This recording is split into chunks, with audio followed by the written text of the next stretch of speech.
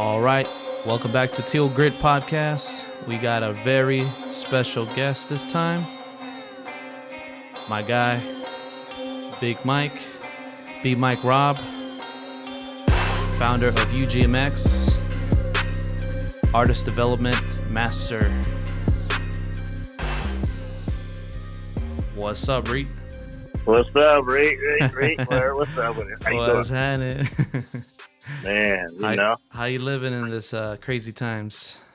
Oh man, I'm maintaining. You know what I mean? It's just follow the rules and things will be all right. Yes, that's how they putting it out there. But Yeah. I mean, it's new for me. I was really never a out and about person anyway, unless I had some business I had to take care of. But yeah. Yeah, I mean, a lot of the work you're doing now is like you're doing a lot of interviews, right? A lot of radio stuff. Yeah. So I'm with iHeart sister station, 100.9 The Heat. So I'm been doing that as well.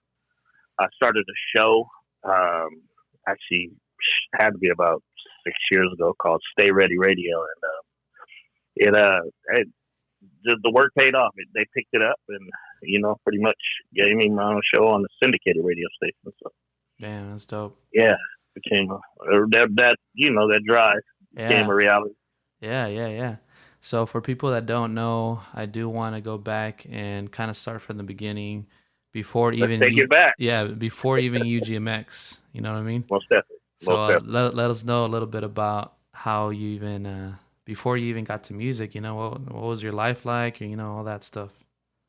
Oh, actually, well, back in the days, let's see, coming out of the college here, coming out of UNLV, playing football, and ended up in San Jose, playing arena football out there for the SaberCats. And, then kind of started, I was a DJ actually in high school, let's just say that. And I messed around in college and stuff like that. It was as far as like, college parties and stuff like that. But, shoot, I was more so looking at the fact that I'm going to the NFL. I wasn't really looking at the fact of being in entertainment, but it goes to show you that you never know. And my love was always into entertainment and youth, educating youth and stuff like that. So I ended up getting hurt in football and pretty much started I was always around people that were doing things. I was a firm believer that if you go in the room and you know everybody in that room, you're in the wrong room. So I was always the type of person that always wanted to meet somebody new and create new relationships. Yeah. And I started playing. I still had the love of football, and I really couldn't stop playing. So I started playing after I hurt myself, got well again, and I started playing like semi-pro football, and met a couple people through that, and met a young lady by the name of Stacey, and she owned the team actually. Oh, okay, I didn't know that. Yeah, Stacey Fournier. Yeah, she was the owner of the team, and met her, and we all became like partners in another business, which became cell phones. Yeah. We became partners. I became partners with, and then I got involved with Nextel. Ended up getting licensed through Nextel. That's when everybody had the chirps, and we ended up opening our own Nextel store. Right. I forgot that you guys were a store. Yeah. Yeah, and off of 10th and Taylor. Damn, and that's crazy. It was called In-Step Wireless, and that was that, and then I also had a fire sprinkler company. I ended up started a fire sprinkler company as well, and once we started the Nextel company, the In-Step Wireless company, we ended up looking for some of the job workers to help manage, and you ended up getting hired. Yeah, exactly. We ended up hiring you, and then that warehouse.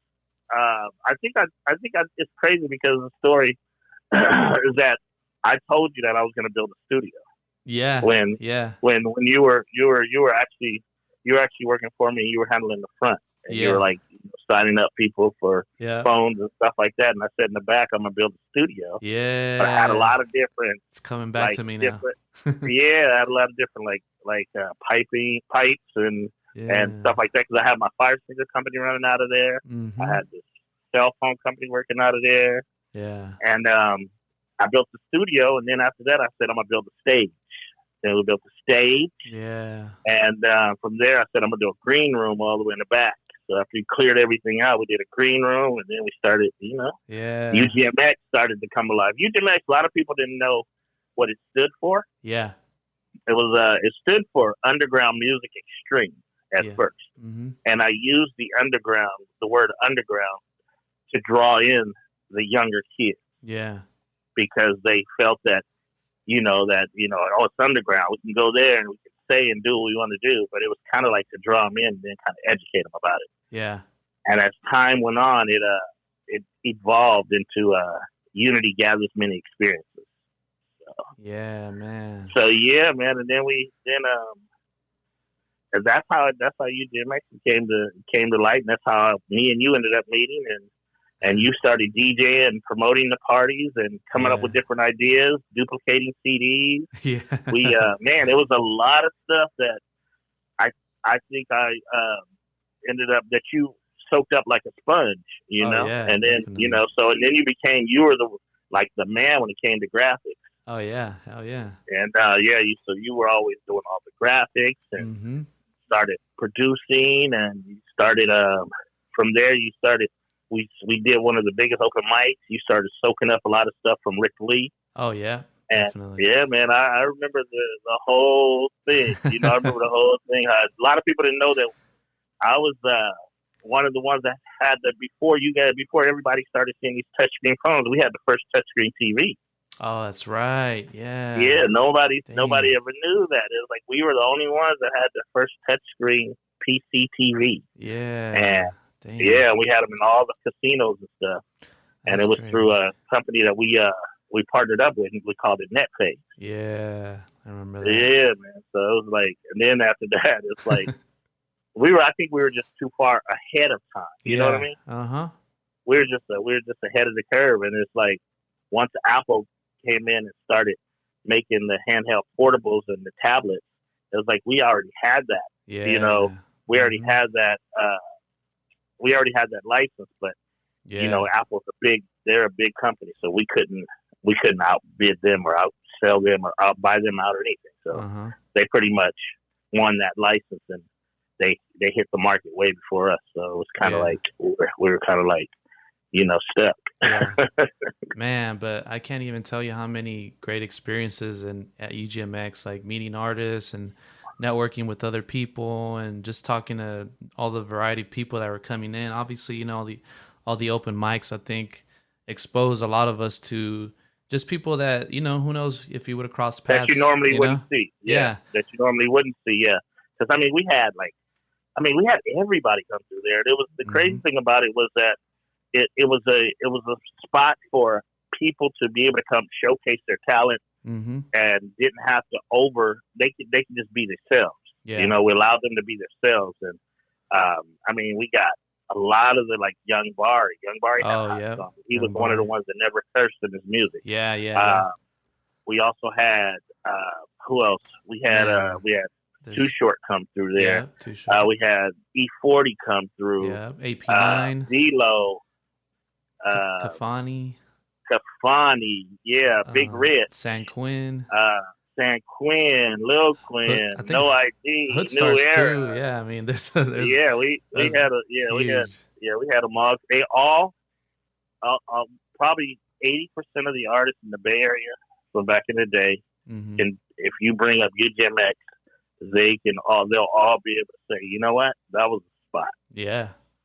Because that was a spot that they could come showcase their talent around other artists, and everybody was rocking with each other. Nobody was hating on each other. You never saw. You see some fights here and there, but you never saw big fights or killings or any of that. It was never like that. They knew that they came there. They were coming to show out and show up. You know what I mean? So. No, that's one thing that I definitely respect a lot about what you instilled in everybody was that anybody that came to this establishment was supposed to, show respect with each other and, just, have a good time, but do it in a respectful manner. Like, those parties we did.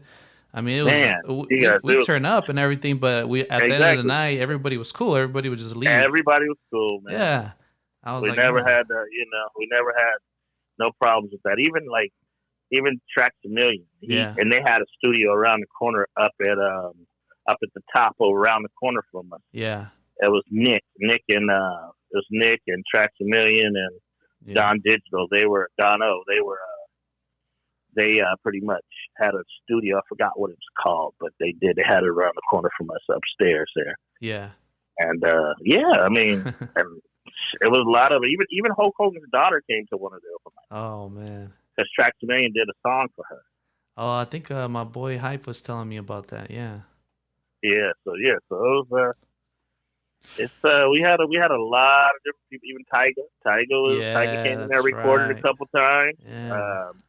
Yeah. Ray Shrimmer, Audio Push. Yeah. Well, Ray Shrimmer used to be called the Out of State Boys. Mm. And then when after they got hooked up with Mike Will, that's when Mike Will had a production company. Yeah, he had a production company called Eardrums, and if you spell that backwards, that's where Ray Shrimmer got their name. Damn, that's crazy. Yeah, man. And Audio Push got signed with Hit Boy. And, What about weren't you working with Monster too? Monster Cables? Oh yeah. We're the ones that put started putting the Monster the Beats by Dre. Yeah. We're the ones that started putting them in the street. Yeah. I started putting them on 106 in Park, BET, and Wild Out Wednesdays and Freestyle Fridays. Yeah, exactly. Also, let's talk about some of the artists that you developed that might ring some bells. So okay. I know that we still have New Era. We had Amazing. Yeah, Amazing. It was Amazing. What's the name? I forgot that group. It was like one of our first groups. We had D-Dub and Amazing, something like that. Yeah, D-Dub and Amazing. Uh-huh. And we had No ID. We had New Era. Yep. Let's see, who else did we have? We had Tracks a Million was actually part of the crew. Yeah. We had a bunch of young artists, but some of the ones that ring the bell that kind of like toward when I kind of made a transition was Tyga. Uh-huh. Helping get his new deal, as well as Audio Push and Out of State Boys, which is Ray Shrimmer, and also Gabby Wilson. You guys, everybody knows her. That's her now. Yeah. Oh, that's right. Yeah. I think when she was 10 years old. Yeah. Didn't you put a video up on? At Juneteenth. San Jose. Yeah. Yeah, that's crazy. Yeah, and then I ended up linking back up with her out here in LA, and got to deal with Nick Cannon, and damn, she's one hell of an artist. She's big right now. Yes, she is.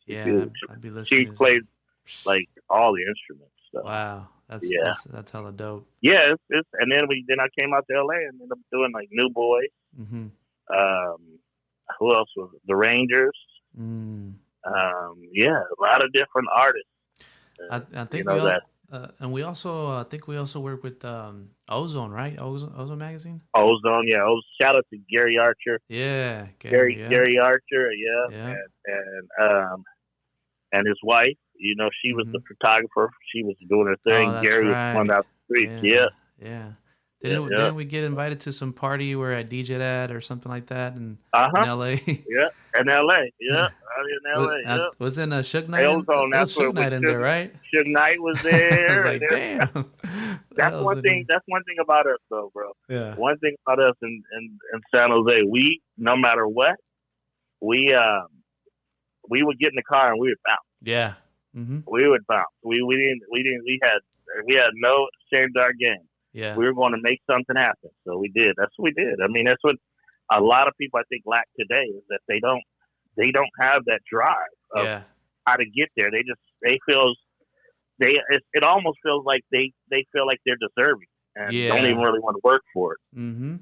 Well, that's So one I thing. mean, That's one thing I saw from you too. Is that when you would work with artists, I would always see that you were always kind of pushing them to be greater, and yeah. even worth ethic wise, and just being Hmm. out there, like really just pushing the envelope. Because there, there's a lot of artists that just feel like, oh, I'm talented. That's it. I shouldn't have to Yeah, do anything else.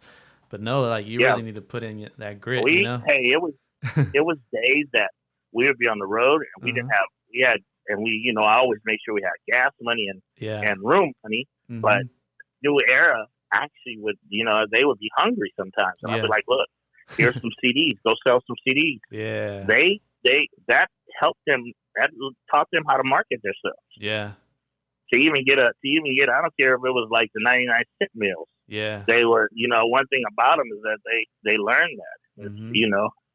and that was a good thing about teaching a lot of artists of how to really hustle Yeah. get out there and hustle and build your fan base. This was before Instagram and Facebook. Oh yeah. What are You know, the outlets that we were using back then? Was it MySpace or MySpace, yeah, MySpace. MySpace? Yeah, everything was MySpace, and everybody was the whole drive with the MySpace thing was because Soldier Boy got signed with Oh, MySpace. that's right. Yeah. You know what I mean? And once he got signed off of MySpace, Yeah. then it really became popular. And Hmm. then once the YouTube videos came about, when YouTube, like Soldier Boy was the face of YouTube, Yeah. that's why a lot of people don't understand. To this Man. day, Soldier Boy can be down to his last dime. Soldier Boy would never be broke Yeah. because Soldier Boy is part of YouTube. He's the one he was that urban side that created the whole YouTube following from the kids and to start these videos. Man. He's like really part of YouTube. He has Hmm. a lifetime contract with YouTube. Damn. So he's getting kicked Yeah. out.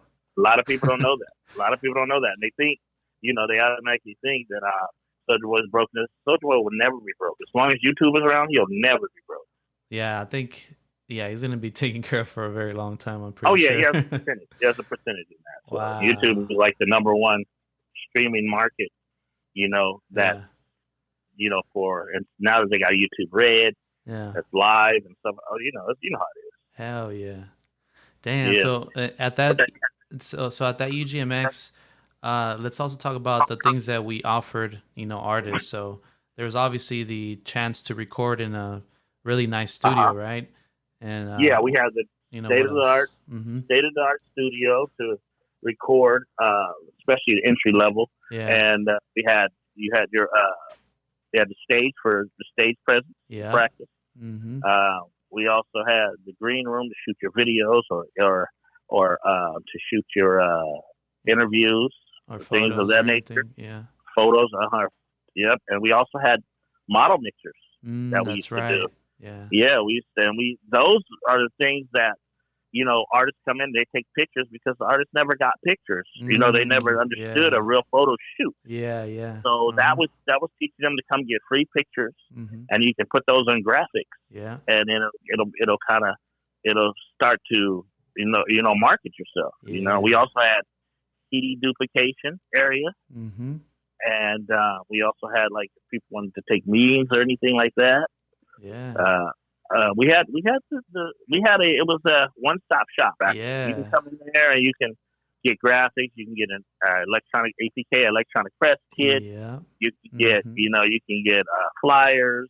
Mhm. Only thing that we didn't have was the printers, like printing flyers. Oh, We had yeah. the flyer printers. Oh man, that would have been really Yeah. crazy. Yeah, Yeah. we're really everything. Yeah. We're really doing everything. We did. We really did have everything. We even had our own like semi 106 and Park show. Mm-hmm.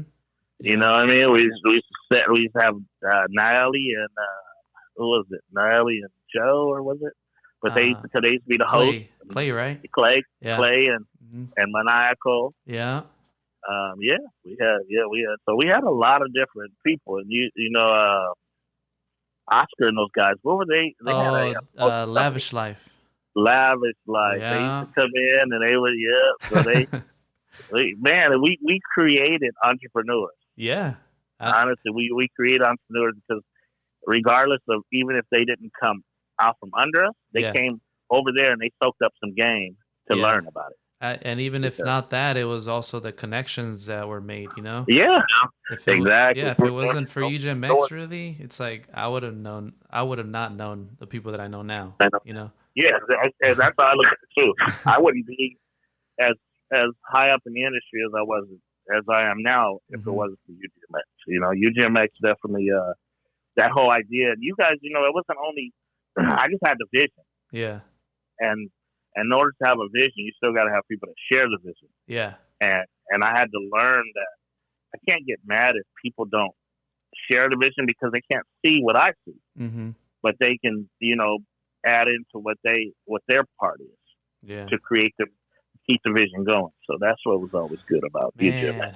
You got any juicy stories, any memorable moments? Yeah, I do. Especially like when actually one of the memorable stories is crazy because when I was out there and I did a show with Yo Gotti and them at the Staples Center. Not the Staples Center. I'm sorry, at the tank over there, tank HP. Okay, yeah. Yeah, HP. But I saw D-Lo, and D-Lo came up to me. D-Lo said, "Man," he was telling everybody, and it was crazy because it was like I didn't really look at myself as that, but he was like, "This is the guy that got me on in the industry."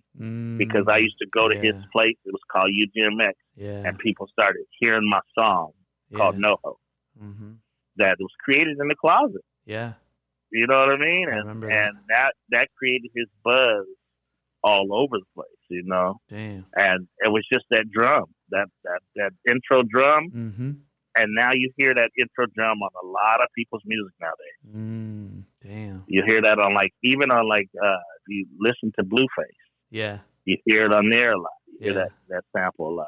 It's a West Coast different kind of yeah. Yeah, definitely. So, but yeah. So I mean, D-Lo. So it was that story with the when I first put D-Lo and Sleepy D on stage. That was like D-Lo, Sleepy D, and Young Barry. Yeah. Those three. We had, Mobby. I remember that. Mobby. I remember that day. That whole day was, we're playing, as they call it, was turned up. And we're playing the, like you said, the closet version, right? It wasn't like the remastered. Yeah, it wasn't remastered or anything. We're playing the version that that was pretty much. And I still got footage of that, which I'm gonna probably show some clips later on. I got. And you know that, you definitely got to show that because I have like a big bin of probably over 300 tapes. Oh wow! From UGMX, and I'm gonna do a documentary on it. Oh yeah, hell yeah! And you'll see a lot of those. You guys are in those tapes. Oh man, it's crazy. it's even like when we did the video shoot out there when I closed the street down. Oh, that's right, for No ID, right? Yeah, for No ID. Yeah, I want to shout out to Stacey for that too. Yeah, hell yeah. Stacey was a big intricate part of that by going down to the city and helping getting them, and they all understood what we were trying to do, and we shot the video presidential. Shout out to Ben Griffin from Prime Zero. Oh, that's right. Yeah, him and Gino Rock.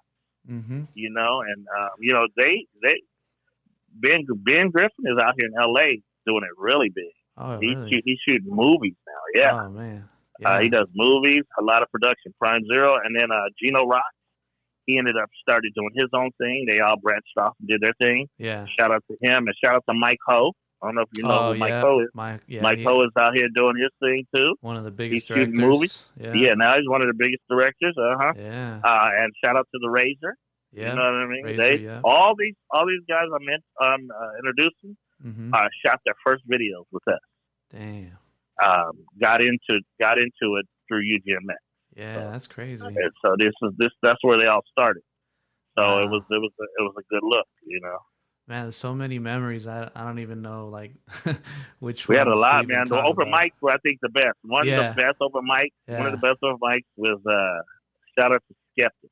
Oh yeah, Skeptic. Yeah. When Skeptic, he was a freestyler, bro. He used to. Oh man, we've had people come all the way from the Valley, from Hayward, Santa Cruz, Monterey. Yeah. They all used to come out for the freestyle nights because we used to do freestyles and let people go in on each other.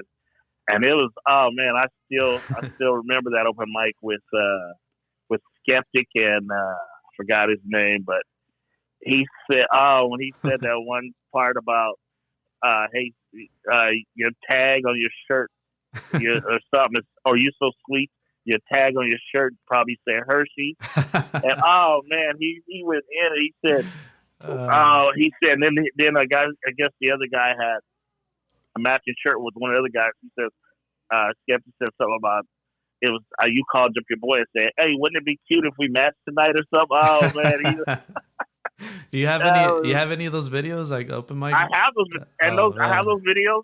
Also, a lot of those videos are up on. If you go to YouTube and go to UGMX open mic night or freestyle. Oh, that's right. Yeah. You can go ahead and grab them too from there. Yeah, man, you got to show some of that, man. Oh yeah. Got a lot of stuff from those nights. Young Barry was on there. You got Young Barry. D-Lo and all them, they're all up on the stage. That's right. That stage, I will say, that stage was strong. Because, bro, it used to be like probably packed. About 50 to 60 people on the stage, bro. I mean, think about that D-Lo event, and stomping. Yeah, they were jumping on it and everything. Yeah, that was the strongest, bro. We had one of the strongest stages we had to have, bro, because that was like, I used to always be afraid that somebody was gonna fall through it. But you know what's dope about the open mics too that I'm remembering is that a lot of these artists also got a foot inside the industry, like with the connection with Rick Lee. You know what I mean? Of course, yeah. Because Rick Lee has been out since the '80s, bro. Yeah. So that was that instant connection. If he really vibed with the music and liked you and all that, then he would probably play put you. that. He'd play you on your mix show. Yeah. And he would put it in all the music that he would market it, to his DJs or anybody else. Exactly. He had a DJ pool. He did have the DJ pool. Yep. And it was like you could literally become somebody if you really. You definitely could. Yeah. You definitely could. We were opening up doors that honestly 80% of the people nowadays would have to pay to get in. Mm-hmm. They would have to pay a person to consult with. Yeah. You know what I mean? So it's like now it was a business back then, but I opened it up, and the relationships that I had made it so that it was easier for a lot of the artists that was willing to learn and want to be a part of the industry. It opened up the door for them to be able to talk to people that like such as Rick Lee, Network when he had his own magazine, Ozone, D-Ray, and Gary Archer, And the crazy thing about it is that I had a meeting with Too Short. Shout out to Too Short. Yeah. I had a meeting with Too Short out in Oakland, and he said, "What you guys have, I want to do that one day." And Too Short came to LA and created the same thing, did a whole UGMX, like his own UGMX. So he has one out in LA now. Oh, okay. Yeah. I don't know. So, yep. What's the name? Well, it's called, I think it's called The Factory or something like that. Okay. But it's changed a couple times, but so it's that's dope. It's like but so he's got a state of the art area. So what about those? What about those? Remember we used to travel to Vegas all the time. How was that? What was it? The Vegas trip? Yeah. Man, when we just do the dance competitions. Yeah, that's right. Yeah, one of my right hand man, Sarge. Shout out to Sarge. Oh man. Yeah, Sarge. Passed Man. away. Rest in peace, bro. R.I.P. man. R.I.P. That guy was a tank. Yeah, he was, bro. He was the man. He had my back. He had my back. Definitely did that. And then shout out to Cadence and all of them because they were all dancers. All of them were dancers, and we used to go to Vegas, and now it's like looking back at that, it's like, wow, man, we really did used to make these trips. Yeah. Some of the kids that actually were dancers and stuff like that would travel with us. I heard a couple of them passed away. Oh, really? Yeah. So I mean, rest in peace for them. But it's like we had a lot of stuff going on. I just think we were ahead of the curve, and sometimes it did seem like it was unorganized, but a lot of times, majority of the times, it was organized. Yeah, so we organized. We made it work. We made it work, man. We showed kids things that they normally would never see Yeah. or have a chance to do. So Yeah. I'm happy to be a part of that. And also, I want to get you, man. We're gonna get together. We're gonna have I already talked to Rick Lee. Mm-hmm. Already talked to Network. We're gonna have a UGMX reunion. That would be dope. Open mic. Yeah, open mic reunion. Yeah. Yeah. So we're gonna call out all the. Can you imagine after so many years, it just man. It's like the Avengers come in. Yeah, already. Yeah. Yeah, dope. exactly. So I already talked to what you called too. Ali Bo said he wants to do it. Damn. Remember Ali Bo? Yeah. Hell yeah. Yeah. Hayward. Yeah. So a lot of stuff, man. That's dope. So also I want to talk about how the marketing has changed or with technology. How do you see the way you market yourself as an artist change with technology? What are some ways or trends or something that you see that are happening now? Well, actually, now as I'm going to speak on quarantining. Okay. Let's talk about that. Yeah. And then we'll go backwards. Let's do it. But as far as quarantine, I think a lot of the artists are realizing that they can engage a lot more because they know a lot more people are at home watching they're on their phones or they're on their computers or their tablets or whatever they have. Yeah. And it's easier for them to showcase themselves, but it's also saturated. Yeah. Because it's like, the main thing is, how can you get me to go to your page? Yeah. So it's, and if you're not an A-list artist, a lot of people, you're going to get probably about 20% people that come to your page. Well, what's funny about that too, Mike, is that I feel like it goes back to not being in quarantine because, you gotta like you said, you gotta bring the people in to listen to your stuff. So what are you doing differently, or how are you differentiating yourself? Like, yeah, true. That's true, and that you're very right about that. Mm-hmm. Very right about that because I call it a 45-second elevator pitch. Mm-hmm. How can you pitch yourself? Well, if you get on the elevator with Russell Simmons or whoever, and he's at the 20th floor, and it probably takes about 30 to 45 seconds to get to that floor. Yeah. So what can you do to pitch yourself to say, for Russell to say, come into my office real quick? Yeah. You know what I mean? So you got to have that elevator pitch. Mm-hmm. So now what do you do with that? It's like, a lot of times people have to stay up. People have to take that time to really hit people in their DMs without feeling or looking like it's a spam. Yeah. Because you get a lot of people that'll hit people in the DM with their flyers or come to my page, check this out. Okay, what's going to be the interest to go to your page? Yeah. That's not the same as this other page. Well, first of all, you need to start a conversation. Hey, how are you doing? You look at their name on their page, and you got to make it look personal. Like you're personable, like you're talking to him. Like I would hit you and say, "Hey, Mo Skills," hey, Flesh, hey, whoever. You know what I mean? Say, "Excuse me, how you doing, Flesh? I would like to make sure that blah blah blah. You come to my page if you have time." Yeah. Now, if it looks like a message that goes to everybody, then it's going to look like a spam. So you got to include the name of the person that you're dealing with and make it sound like you sought him out. Yeah. And that'll get more of a response of just sending out a blast, with everybody. What's crazy about that, Mike, is that what's that? Back in the MySpace days, I actually had a plugin or something that's called Friend Blaster. I don't know if you heard of it, but yeah, I remember that. Everybody used to that. Soldier Boy started that. Oh, that's did how he? Because people used to be like, how did he get so many people? How did so many people know about it? And that's what it was. It was like you had those tricks of the trade. Yeah. But what's crazy though is that this thing I would click on all the people I wanted to invite, like you click on them, it saves the ID, and then you would set up message. I would probably say something like, "Hey, what's up? What are you doing Saturday?"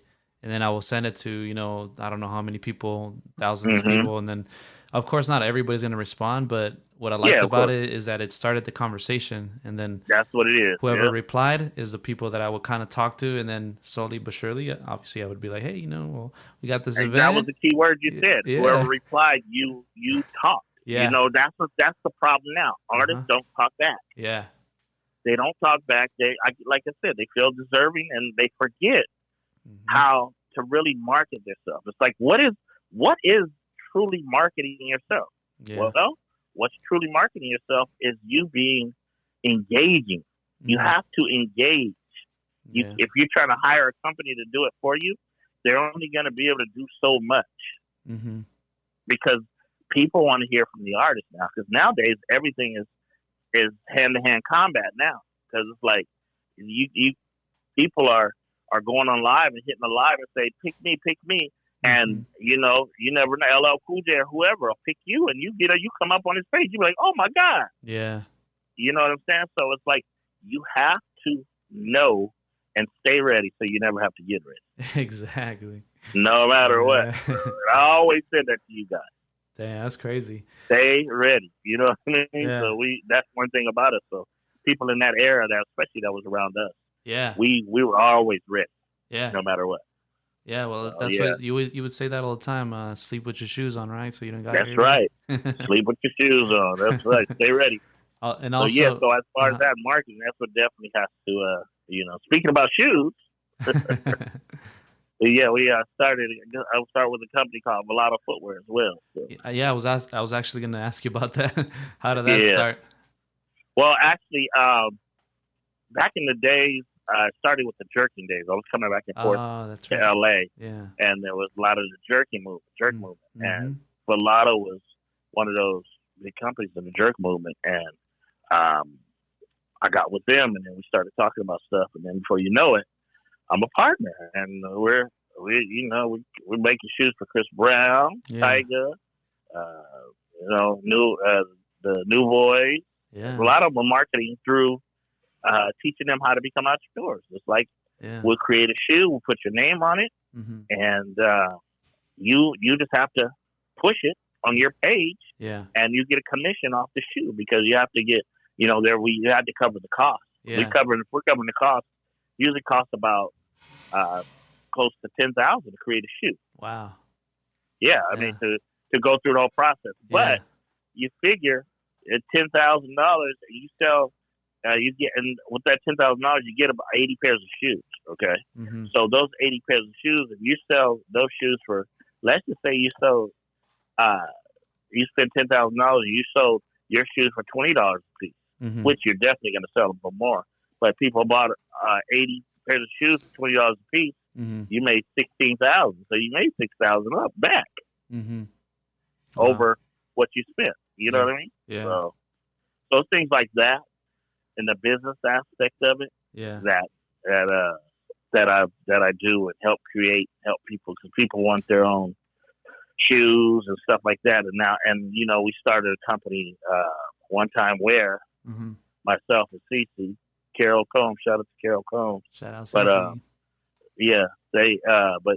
but even the clothing business, it was you had to get those partnerships and stuff like that.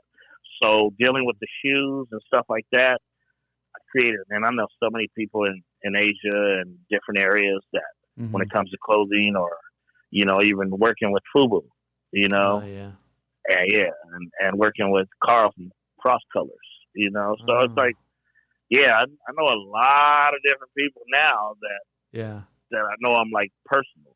Person to person, you know what I mean? And I'm sure I'm sure that network is going to keep on growing as. Oh yeah, definitely. That always does. Like I said, I don't go in the same room twice, so I know everybody. But that's dope. What are we gonna do? What are we gonna talk about? We can do that another day. What about the 100.9 radio? How did that start? Oh, actually, that started a year ago. With the ratings and stuff like that, and the types of interviews that I've had with different artists and stuff like that, and dealing with iHeart and Big Boy, and shout out to Peter Mott he's one of the managers, or the not managers, but presidents, vice president over at iHeart. Doc, shout out to Doc Rivers and all them. Oh yeah. He's program director for iHeart. But dealing with them, man, your name, your name gets splashed around. It's like, do you know Big Mike Rob? Oh yeah, I know that guy.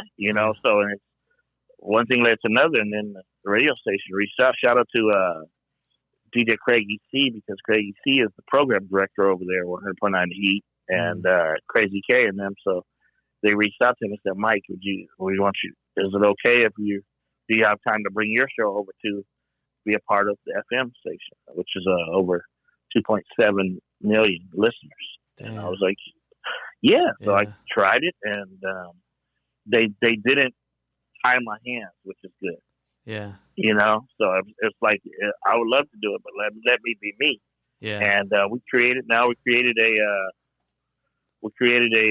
platform for indie artists. We play on Friday nights. It's like Rick Lee's mix show. You know what I mean? He used to do his on the Saturday. Yeah. But I have I'm always and I'm still, any DJs out there, I have it's called Mix It 6, and you put any music you want to put in it. But as long as it's radio ready and it's clean, you got an hour to do your mix, and you have your own taglines and everything in it, and we play it at 6 o'clock to 7 o'clock. And everybody in their cars are listening on their way home. You know what I mean? So 6 o'clock is where traffic is thick out here in Los Angeles. Oh man, well not right now, but yeah, it is. Yeah, but usually, yeah. But Mix It 6 is normally, So I'll be looking. I'm always looking for DJs, and that's actually a way for DJs to get their name out there and to do their own mix shows. Yeah. To create relationships with artists. Yeah. Put their feelings into their mixes. You know what I mean? So yeah, so that's how I got started with them, and they allowed me to be myself, and it actually within a year, we surpassed the shows that's on there, and we became number one. So we got an award for it and everything. So wow, that's good. Congratulations. Yeah. So and that's because of the fact that we got those creative fluids running, and also the indie artists from around the world. They now everything is online, man. It's like these syndicated radio stations, you still get the spin, and you still get through your ASCAP and all that because it's a syndicated radio station, but they can still listen to it on their phones. So that's a good thing. Wow. So from all these artists that you've met and worked with, what can you say as far as like a formula that you've kind of seen, come up with? You've seen with these artists. Like what are the things that make them explode in the scene? That can work. What do you see? Okay, well, I'm gonna just run it down to you. First of all, you got to have some kind of a budget. Okay, and that's whether you're going to it's for your marketing. Nowadays, they're not CDs are irrelevant. That's just a glorified flyer now. But drop cards and stuff like that are relevant. Streams are like what's doing it now. But the main thing about streams, a lot of artists don't understand, is that they need to get on the channels. They got to get on those like the higher channels for the streaming channels. Like let's just say Drake's his channel. If you get your song on Drake's channel, it's kind of like Pandora. Yeah. If you get it, once you get your song on a Drake station, people, 80% of the people are listening to Drake when they're working out or whatever they're doing. Even when they when they put up Drake, when they pull up his channel, you automatically get a stream, even if your song doesn't play. Oh wow. Yeah. So that's like through Spotify. Who starts this channel? Is it Drake himself or the artist? Well, what'll happen is that Spotify will say, okay, this is Drake's channel. Drake's get a percentage off of his music that's on Spotify that's streaming, right? and then they'll put other songs on there that's relevant to what Drake is playing. Okay, yeah. And that'll be his channel. That'll be Drake's channel. So people will be like, because like when I pull up, if you pull up Pandora, you pull up your own station, right? Uh-huh. And you automatically pull up your own Pandora station, your own, crate, and it automatically starts to play those same songs in different orders. Mm-hmm. So it's the main thing you got to do is they're called curators. You have to get a curator. A curator is what he's the type of person that will put you on get you on different channels. But the more like A-list channels you get on, the more your song is streamed, and the more you get paid. Mm. Basically, the streams pay. So streams definitely do pay. So that would be a couple things. Plus, get with somebody that knows the music industry, because you're going to get a lot of people that say and think they know the music industry, but do your research on them. It doesn't matter who they put out or who they help develop. What matters is that do they have the right connections for you to be a part of a certain experience.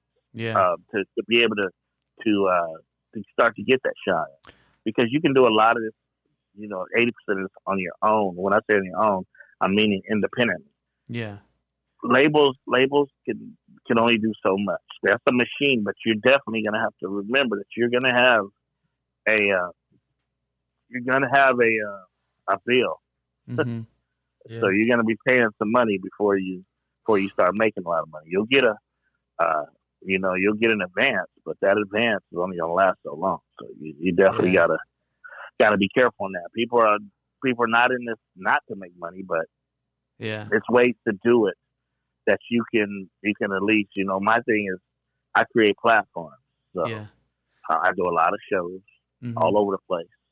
And, but you're and it doesn't cost big money, but as far as me helping you, it's definitely going to take some kind of a budget to start getting you in the right direction. I can put you on shows all day long, but you're going to have to get to those shows. So it's going to take a budget for you to get there. Yeah. You know what I mean? It's going to take a budget for you to sleep in a room. It's going to take a budget for you to eat. And you know what I mean? I don't do all that. Yeah, I see what you mean. That's what I mean when I'm talking about a budget. It's going to take a budget to basically get on certain things, and and you're just pretty much hiring me to make sure you get that stuff together. So, but but I mean, and knowing who you are as an artist, and knowing that it's going to take work.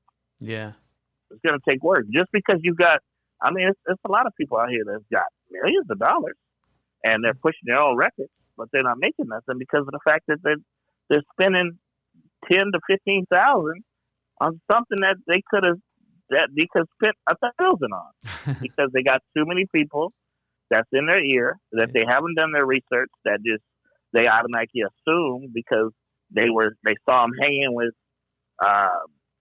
Jay-Z that he can help them get to Jay-Z. No, that's all. That doesn't do anything. You got to deal with some people that's going to be in the trenches with you. Yeah. And that's one thing that I've come from. That I've always, no matter what, I've always been in the trenches with the artist. I've never just said, okay, here, you guys go do it. I'll be right here waiting. No, I've been out there with them. Yeah, I've seen it. I've seen it firsthand.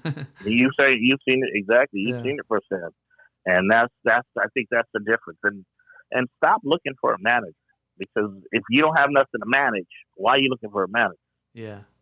You're trying to get started. So I'm a firm believer that you can hire a person to help consult and develop you, then that can probably turn into a management deal. So, but you gotta develop first. What's that? Yeah. So what would you tell an artist, an upcoming artist, that let's say this artist has, I don't know, $100 to start off with? Where would you say to him to put that money in? For someone that's starting, that doesn't have a lot of money, what would you tell that artist? I would tell that artist, I wouldn't even. Let's not even put a dollar amount on it because a lot of things that you may not be able to do, but a lot of things you can do. Yeah. First thing I would tell an artist is that who are you as an artist? Mm-hmm. Know that if they're a rapper, singer, or whatever. Okay, now get you an ASCAP or a BMI. And what and are those? Are going to cost BMI or ASCAP. Mm-hmm. Those are your. That's how you get paid. You know that you already have your music out. Get your music. That's you register your music through those. You got to get an ASCAP or a BMI. Mm-hmm. And you can go online and do that. It's like $25. So that's why I was saying, if you're saying you got $100, that's going to cost you $25 to $30 right there. Yeah. So now you only got 70 left.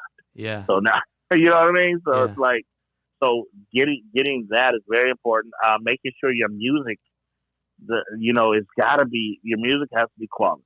Get it mixed, get it mastered. That's going to cost you another 75 to $100 to get that done. Mm-hmm. A nice single, you know what I mean? Get your nice single that you took time on before you start to just create so much music. But get a nice single that you can push. While that's pushing, you can work on other stuff. Mm-hmm. Also get you an EPK. EPK is very easy. It's electronic press kit. Those are on.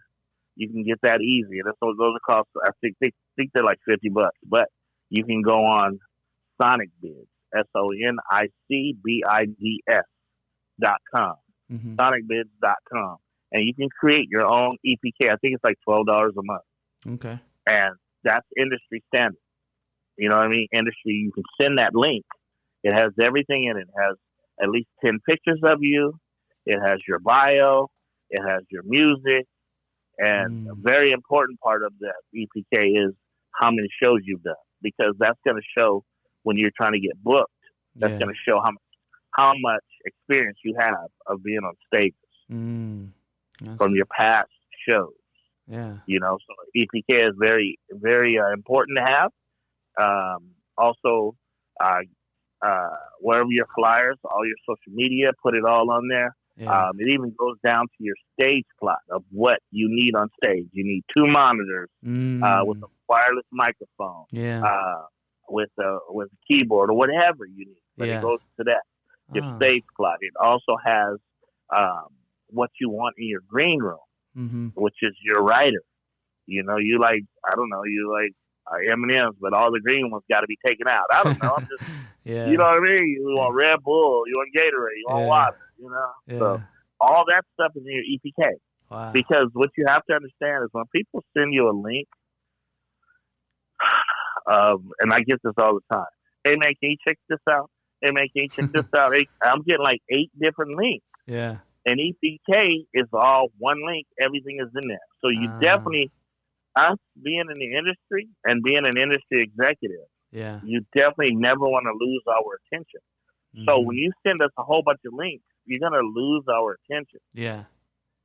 So if you send us one link and everything is in it, then we can always go back to that link and check out that link. Yeah. And say, let me see how many hits he had on this song, or let me see how many, because all those like Spotify, Apple Music, Instagram, Facebook, all that, all that stuff, all those links are on your EPK page. Yeah, so you guys definitely. What's that? It's basically a resume for an artist. It's electronic resume for an artist, and it's how do I get to know this artist? Damn. I mean, without being on the phone with them every hour a day. Yeah.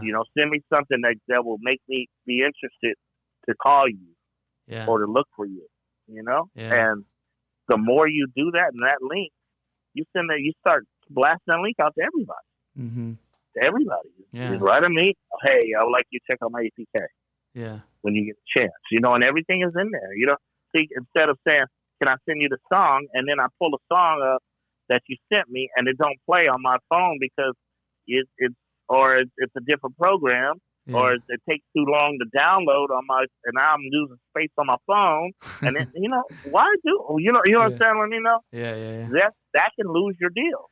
Yeah. That can lose a deal for you because it's like Well, you sent it over to me, and I don't have the time to download it. You want me now? I have to go to Google, and I got to ask for your permission. And man, nobody ain't got no time for all that. Yeah.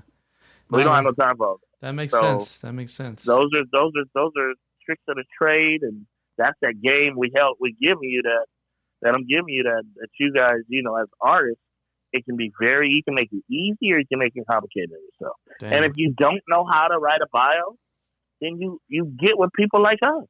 Yeah. You give us a call. Everybody can call me, or they can get a hold of me on my DM, or they can go to bmikerob.biz. Mm-hmm. Or you can you can DM me on bmikerob, BMikeRob on Instagram. Yeah. I mean, I talk back. That's one thing I will do is talk back, but don't say check out my song and you ain't even introduce yourself as much. Yeah. You know what I'm saying? Yeah. Check out your song. You need to. Okay, you got a dope. Let's just say you got a dope song. Uh-huh. Okay, but what about everything else around that song? Yeah. Where's your EPK? How do I submit you to anybody else? Yeah. If I send your song to somebody else, let's just say I send it to Interscope, or I send it to, send it over to Capitol Records to my boy Serge.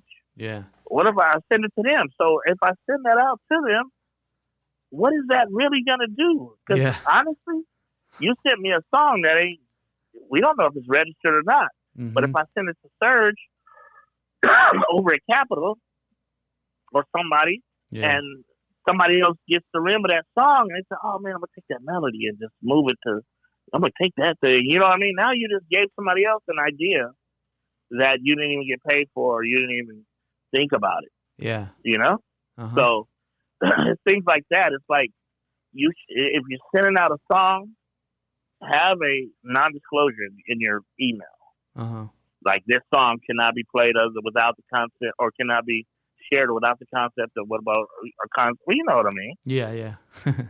But those kind of things that people, they don't understand. They just sending their music out, and some of it is not mixed. Some of it, every Wednesday night we do it's called Wednesday Night Live.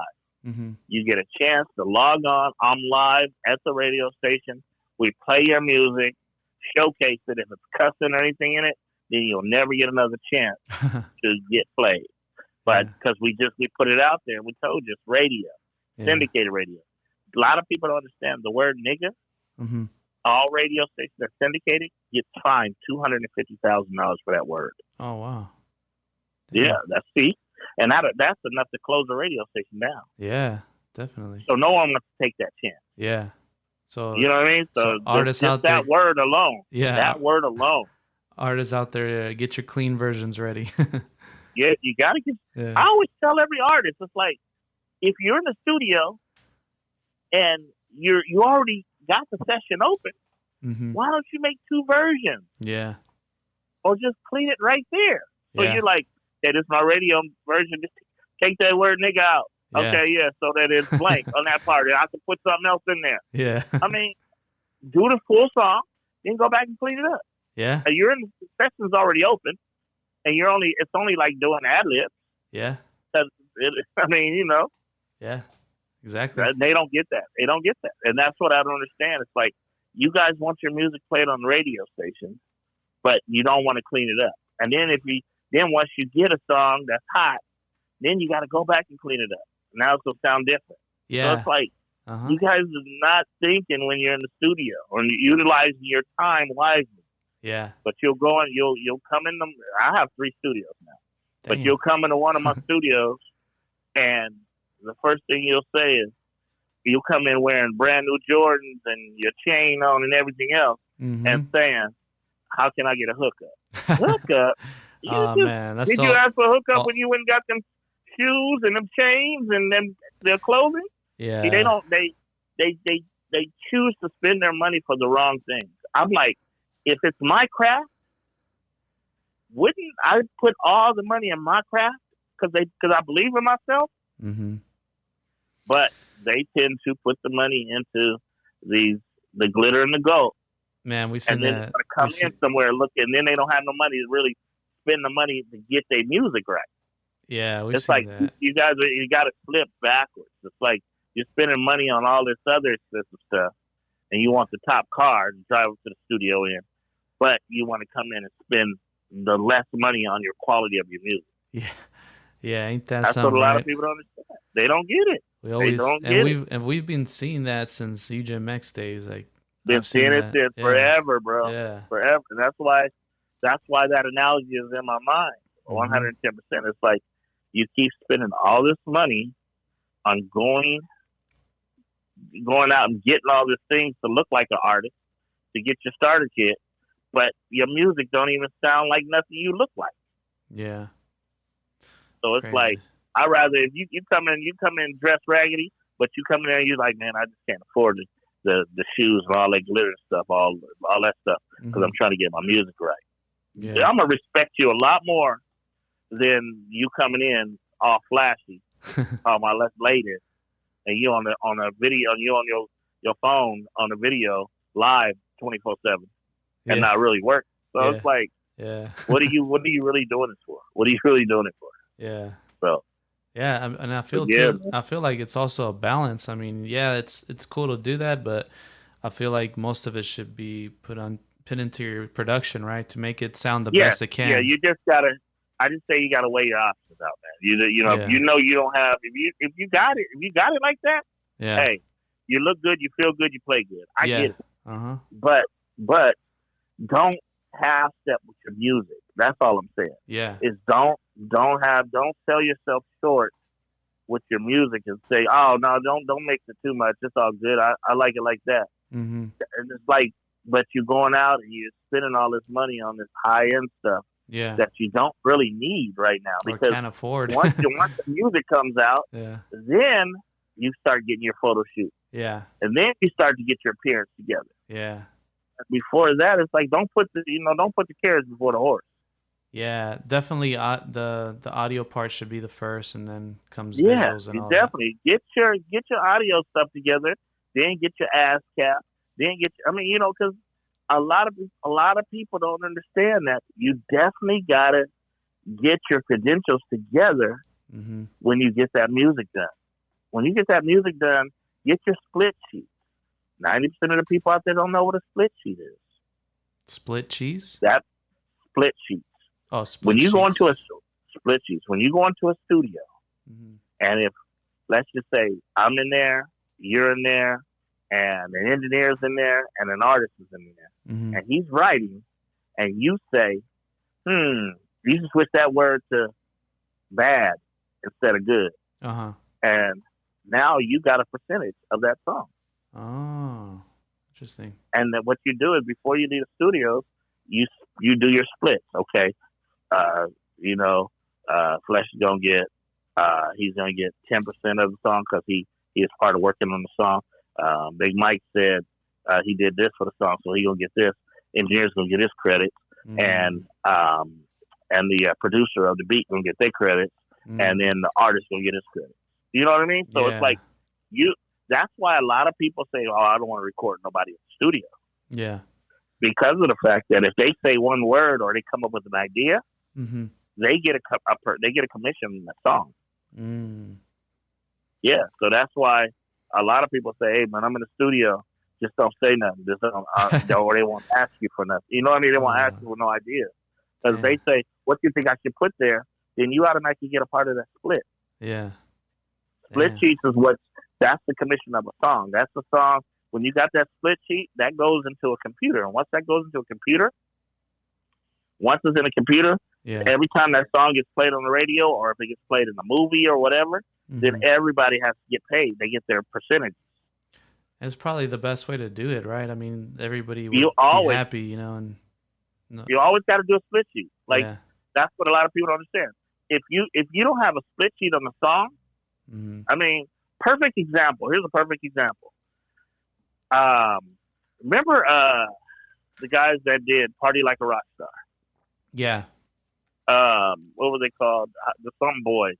Is it like the Rockstar Boys, something like that? Something. I forgot who they were, but yeah, they were some Franchise Boys. Yeah. Yeah, Franchise Boys. So they did Party Like a Rock Star.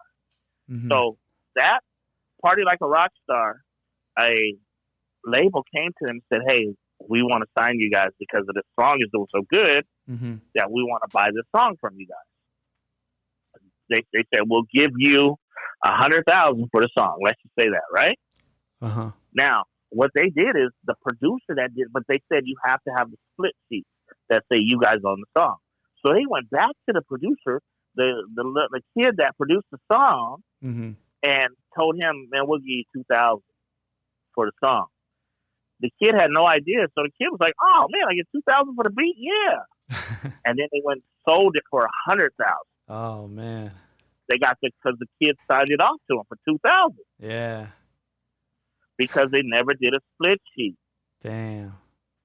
You understand what I mean? Yeah. So the label knew they were going to make their money back because of the fact that labels already. Believe me, when you get signed to a label, and if you come with a song or anything already ready to go, and you get signed with a label, they already know what they're going to get back on their money. They already, because the money's already sitting, and you don't know how to get your money. So they sign you and give you $100,000, but they already know that song is already have $500,000 sitting there, and you don't know how to get that money because you're uneducated in the music industry. Yeah. So if they give you $100,000, they're gonna make $400,000 off of you, and you don't even know that. Wow. Yeah, that's how it is. So that a split sheet is very important. Yeah, so everybody can do that too, because now they're doing electronically. You can do splitsheet.com. Yeah. You know. Also, they have to have their everybody should, no matter what, should have their codes, their music coded. The ISRC. Oh, okay. Yeah, the International Standard Coding. Everybody should have that. That's something that's embedded into a song. It's embedded in the song, so every time that song is played, that's how they find your money, your royalties. Oh, is that also what happens when if for example, I use a song in a YouTube video and it gets a copyright strike? Exactly. Okay. ISRC code. Yeah. I see. Exactly. I see. You always get that. They always get, every song is charted by code. Yeah. Okay. And that's how you get your money. And one thing about YouTube, a lot of people don't know, is that YouTube makes money off of you. When every subscriber, YouTube makes $10 off. You guys, they get like $10 off every subscriber. Wow. Because everybody pays when you like your cable bill and everything, and you have the apps and stuff like that. Your cable bill, you pay your cable bill, and cable bill pays YouTube as well. Wow. Damn. A lot of people don't know that, man. It's like a lot of hidden stuff that a lot of people don't know. I had no idea. Yeah, man. So it's like also you can eat forever. Yeah. Off of one song if you do it right. Like Silento, Watch Me Whip, Watch Me Nay Nay. Oh yeah, that's right. Yeah, man, close to $5,000 a month just oh man on YouTube. One song. That's just one streaming platform. Yeah. But that song has been licensed for movies and everything else. Yeah. You know what I mean? So, damn. And that's like $50,000 per movie. Yeah. Just to use it. Yeah. Easy 50 grand. Yeah. So also, before we wrap it up, I want to talk about some of the artists that you've been working with. Are there any that you want to mention that people should check out? Yeah, most definitely. Right now, shout out to Tyler Rain. Tyler Rain, she was actually the season 5 winner of the rap game. Dope. Queen Latifah show. Jermaine Dupri was on it. It was the #1 show on Lifetime. All right. Shout out to Yo-Yo. She's a staple. The Yo-Yo is actually can't play with my Yo-Yo. Don't try to play me out. Ice Cube. All right. Yeah, so she's like the queen of the West Coast. She's the one actually opened the door for the women in the West Coast. So worked with her. Also, shout out to Brianna Rubio and Brianna Raquel. Those two artists that worked with, and then doing their stuff, getting ready to go to their labels, and working with a group too called Next Step. Okay. So it's a lot of different things, man. Yeah. A lot of different things. Dope. A lot of different things we got going on, and it's crazy because the quick story is about Roddy Ricch. You know what I mean? We put him on the school tour. Oh, really? So he was doing his song, the school tour, and then he started blowing up. So Yeah, shout out to them too. Shout out to Roddy Rich. Yeah, I mean, and it just seems that everybody you work with, like, they go somewhere, you know? It's like, yeah, they end up doing something. yeah. You know, the one group that I really wish really would have made it because he was definitely talented. Is No ID. Oh yeah, he was. definitely. Oh man, Smooth. Yeah, Smooth. Young Smooth. Yeah. Oh my goodness. Yeah, he's dope. He is one of the most talented artists that I have ever worked with. Yeah, for sure. He was so smart and so young. Yeah. Yeah. We took him to Interscope and he had a good chance and just outside influences normally takes you over, man. You know how that is. Yeah, man. Yeah, but yeah, man. That's so we got a lot of stuff still going on. Got a cartoon coming out as well. Shout out to Lotto Footwear. We got new kicks coming out once this quarantine is over. Nobody buying no kicks. You can't wear no kicks. Yeah, I know. Not right now. What you gonna do? Wear them on Instagram? Maybe for that live Instagram. Shout out to everybody else out there though. But we gonna come back to San Jose. We gonna do that UGMX open mic reunion, and we definitely gonna have everybody out there. We'll have some fun with that. Hell yeah! No, yeah, for sure. Big shout out to Stacey. I know. I'm also trying to get in contact with her, and also all your brothers. I know. Yeah. They're also part of the, shout out to the family. The dream. They were J-Rob, Ken Dog, Cheryl, yeah, CC. They're all. Yeah. They were all. It was all a good. It was all a good mix. So it all worked out. All day, every day. For sure. Well, thank you again, Mike, for being on the Appreciate podcast. You, bro. Definitely will want to have you again in the future. So most definitely. Most definitely. Yeah, I'll put some links in the description so they could check you out. All right, sounds good, brother. Appreciate you, man. All right, man. Thank you. Do your thing, man. All right, man. Thank you. You too. Hey, God, family education, bro. Yes, sir. You know it. All right, buddy. All right, man. Thanks.